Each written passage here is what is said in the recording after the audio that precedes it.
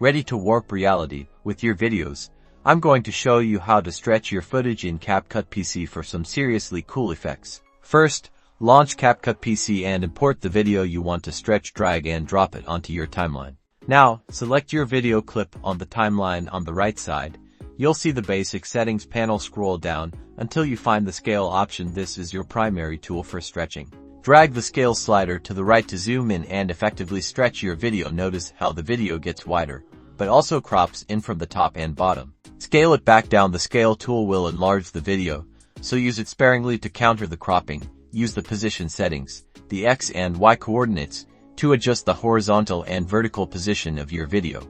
Play around with these X and Y values to reposition your video within the frame. After scaling, this helps you control which parts of your video are visible. For a more controlled stretch, try the ratio settings. Click on ratio, and you'll see a bunch of preset aspect ratios. Experiment with these. Selecting a different ratio will stretch or squeeze your video to fit the new dimensions. See the lock ratio checkbox. If it's checked, it maintains the original aspect ratio while scaling. Uncheck it to freely adjust the width and height independently. Be careful though, unchecking it can lead to some extreme distortions.